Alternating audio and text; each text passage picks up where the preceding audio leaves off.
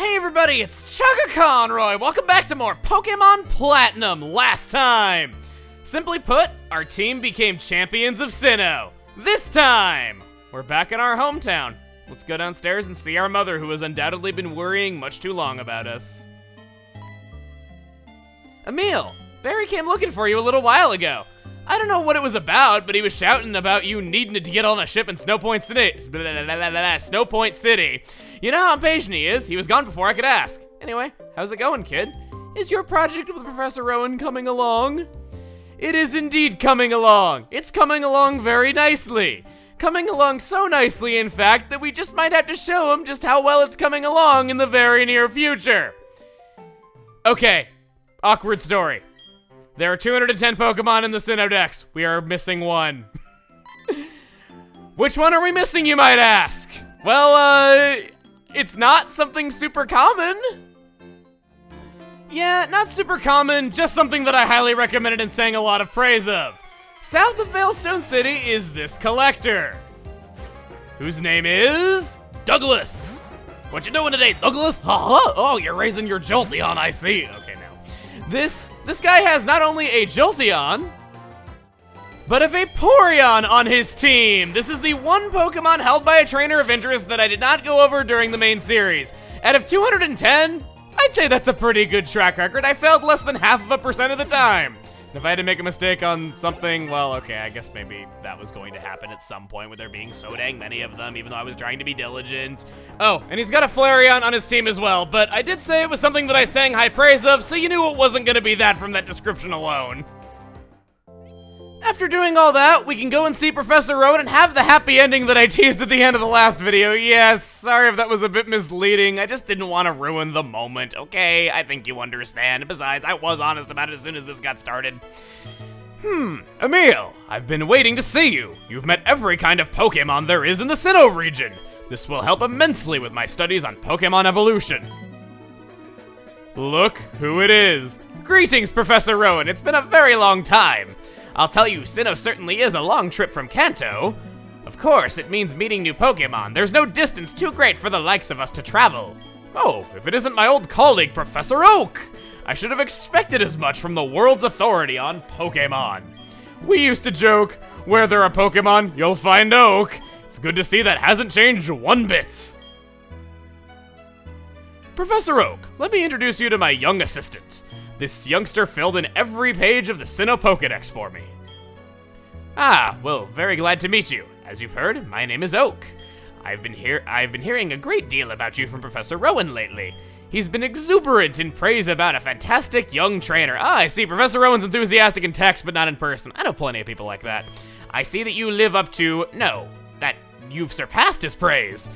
You've also got an impeccable sense of timing. You see, I had an errand to run for Professor Rowan on my visit here. He asked me to bring the data for the National Pokédex, you see. So, since you're here, let me upgrade your Pokédex with the National mode. After all, there are many kinds of Pokemon in this world of ours. We now have the National Pokédex. This is every Pokemon from every region, so we're no longer confined to just the Sinnoh Dex. Yeah, it won't be easy to complete. I'll make an honest attempt on our behalf. Wait. No, Rowan, I agreed to nothing. Do not rope me into completing this now, too. No, I draw the line at the Sinnoh Dex. So, Oak is telling us about the Pal Park. If I remember correctly, it's at the end of Route 221. The Pal Park has a special system that attracts every imaginable kind of Pokemon from every region. Well, except maybe Johto. I've come to make certain the system is operating properly. Emil, you should make an effort to visit the Pal Park, too. Oops, I'll be late for my meeting if I don't get going. Okay, it was a pleasure seeing the both of you. Bye now. Off he goes, busy as ever. That's really all you're going to say about it? Oh, you also have a reward for us. The Poke Radar. This is a strange item. I remember around the time that Diamond and Pearl were new, a lot of people were confused as to what this thing did, and all I saw were people complaining about how useless it was. If I may demonstrate it, we'll go out onto Route 202. If I stand in a grassy patch and use it... Wait. Wow! So he doesn't even give it to us with a charged battery, and I had to walk another 5 steps. Yes, you have to walk around for a bit to charge it up. It will reveal to you where the encounters are. This is fine and good. Why would you ever want to see this? You know, couldn't you just use repels? There's a couple of special functions it has. One are that there are many, many Pokemon you can only see if you have this. It's meant to help you complete your Pokedex, and it causes new Pokemon to become available in grass patches around Sinnoh that were not obtainable before. Second is that if you run into the same Pokemon with it again and again and again, chances being higher the more steps away the patch of grass is, recommended that you use repel so that you don't run into stuff on the way, you can get chains going up, getting the more encounters that you possibly can. The higher the chain, the more chance you have of finding a shiny Pokemon. People do this to get shiny Pokemon of every species that they want so they can get all shiny teams and whatnot. Personally, I have done exactly what you were supposed to do, done it for countless hours, gotten really good at it, and never once have I ever gotten a shiny from this method. I'm just that darn unlucky with them. I really am. So, yeah, that's what the Poke Radar is. That's not the only new thing that we can do here in Sand Gem Town. If we go to Dawn's house, talk to this girl. Oh, hi, Emil. There was news on TV saying there's a massive outbreak of Pokemon. That'd be great for filling up your Pokedex. Check the TV. Is this going to tell us? No, I don't want to know about the daily lives of trainers. I don't care. Oh, Seth bought a Pokeball. Let's report it on TV, everyone. Oh, he bought 15 Pokeballs. That's 15 times more exciting than it was in the first place. As if the shopper is intent on buying up every Pokeball in Sinnoh with those magical fingers. Seth has magical fingers. You said it, not me. Oh, she just tells us. Route 215, there are a whole bunch of Drowsy there. There are many species you can find through Pokemon outbreaks. These change every day, and she will tell you where they are and which species of Pokemon there are. Needless to say, between the Poke Radar and the daily new... I want you to do better than my sister, Dawn. Apparently, I'm not the only one Dawn is condescending to if her little sister talks that way about her. Anyway, there are a buttload of new encounters that have all become available to us at the same time. Because the Poke Radar encounters are generally low level and not something you'd be using on a team, they come in very late, and those swarm encounters are each and every day, and there's multiple new encounters on every single route. I'm not going to give them all bios and have a 45-minute episode of nothing but bios. I'm sorry, but that's just not gonna happen. So instead, I will show on screen right now what all the new encounters are in case there is anything that you personally want, in case you want to complete your Pokedex. Personally, I knew a lot of people who made it a personal challenge of theirs to get every Pokemon they possibly could without using the Pal Park. Professor Oak was just telling us about that, and we are almost there already. That is the very next thing that I wanted to talk about. Yes, I'm going to the Pal Park. That's kind of why I didn't want to be interrupted by you.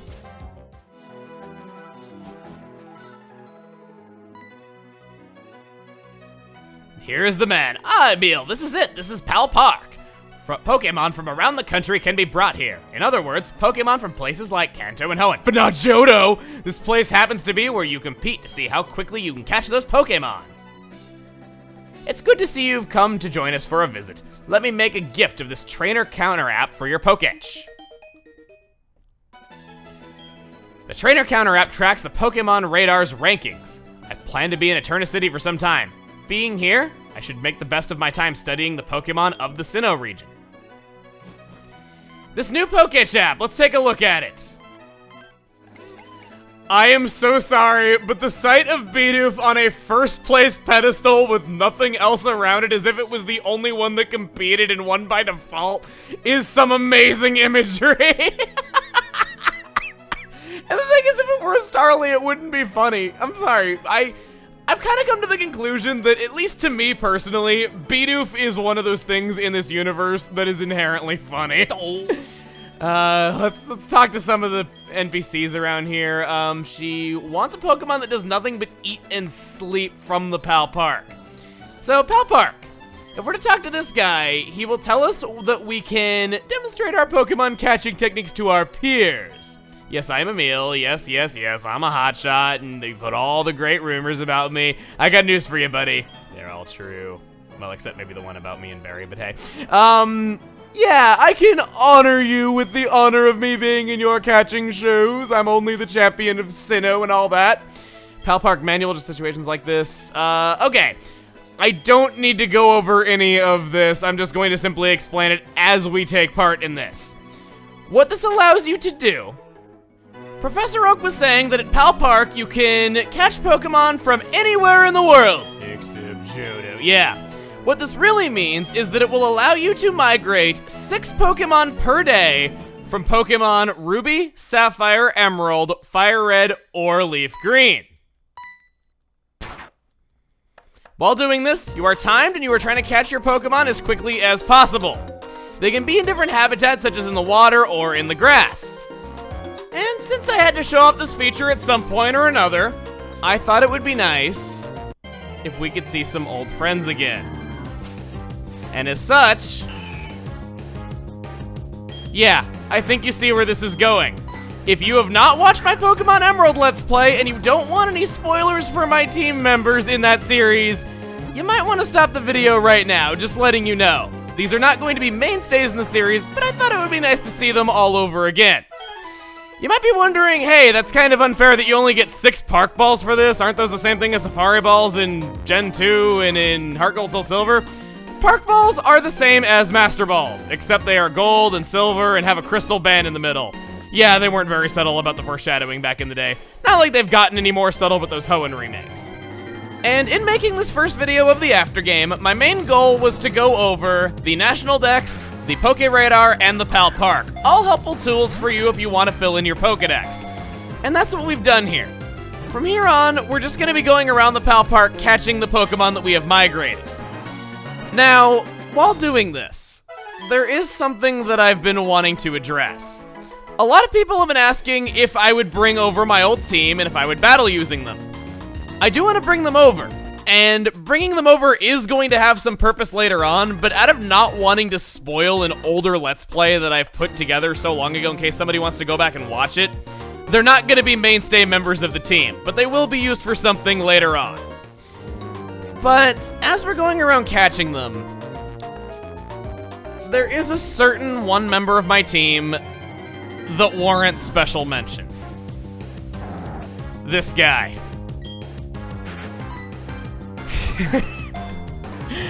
I knew that I'd have to make this video at some point, and I knew that it would be a little bit weird when I did, and him just sitting there looking all smug, picking his nose didn't make it any easier.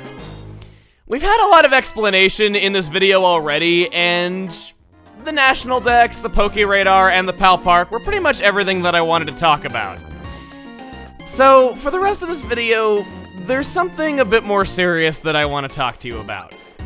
Usually, I try to make things very upbeat and try to just spread my enthusiasm about games and do all those things. That's very much what I like doing, and it's what I've always liked doing, and I've gotten less and less shy about being me over time, and I've been able to do that in recent years. I never for a moment thought that I would when I was a kid, but, you know, I feel like I can definitely be comfortable doing that now. This slacking, as many of you know, is named after my cat Teddy. And as many of you also know, during the production of Pokemon Platinum, we have lost our dear friend Teddy. It was during Platinum that this happened.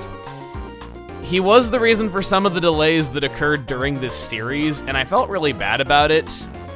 But it was just that in the moment, I didn't feel like I could make fun videos, so I didn't want to force it. It was definitely the time that, out of anybody that's been a regular part of my personal life that's passed away, he's definitely been the one who was there the longest. And I know that this might not have been as difficult as people losing other family members and whatnot, and I'm not trying to make it sound like I'm special. The reason why I'm telling you this is because, like I said, growing up, I was not a very social person. I felt very uncomfortable being me. I felt like I was wrong somehow, and like I didn't have a place out there. And not only was this the member of my family that had been with me the longest passing away, out of anyone that I've known that has passed away, this was the first time something like this happened that I had you guys. And the experience of having viewers that could send me their positive energy and tell me what they felt of the situation, and yeah, even telling me that they miss him, and that him making occasional appearances on the channel, either as some kind of picture or photo that I would upload, or the subject of some kind of joke, or being the nickname of this slacking, or heck, maybe even barging into me when I'm recording and me yelling at him to get out. It was a very unique experience that empowered me, and I feel like was one of the best things I could have had in this situation. But even though I want to thank you for everything that was sent my way, everything that was told to me, everything that was done for me in this time by you guys, the thing that I want to say in all this is telling you how important expression is. I know that it can be hard to say how you really feel about things. I know it can be scary and it can feel like you don't belong someplace. I've had plenty of that feeling throughout my life. But the fact is, I see so many people every day that seem to believe that they are powerless, that they really won't make a difference because they're one person. And more than anything else in my life, this was already something that I strongly believed in, but more than anything else in my life, that experience of sharing the news that Teddy had passed away with all of you, if there was anything good that came from losing Teddy, it was seeing just how powerful expression can be. In this amazing world where everything is interconnected, where you can talk to anyone at any time, and I think it's such a shame that there are people out there that use this to make other people feel terrible, to hurt other people. It has tremendous power, and ironically, the people that I see hurting other people with this ability are those who believe that they are powerless, are those that feel that they don't make a difference. And in a lot of cases, I feel like that's the reason why people do it, because they feel like it won't matter and they might as well make themselves noticed somehow. What I'm trying to say is, don't forget to express what you feel. All of us, I'm sure, I know definitely I have, wished at some point or another that they had somebody who would be empowering or who would say something like this. And you can be that person that you wished you had. But, yeah, I know that this was a lot heavier than other things that I've said, but it's something that I want people to know and want people to remember, and it's an experience that I wanted to share with as many people as I could. And I felt like now that this video was more or less done and we were just going around catching the team members, and this was the point where we'd be seeing Teddy the Slacking again, this was the point where I wanted to talk about it. Anyway, I think that's about it for now. We got a Figgy Berry for catching everything there. That's a much brighter note, a really funny sounding item to brighten the mood. You can get all kinds of items here. I'll show on screen right now what they all are. They depend on your points. But yeah, with everything done here at Pal Park, we have a lot more tools that allow us to complete our Pokedex. And next time on Pokemon Platinum, we'll continue our second journey through the Sinnoh region, seeing what else has changed in the time we've been away on our journey. See you guys then.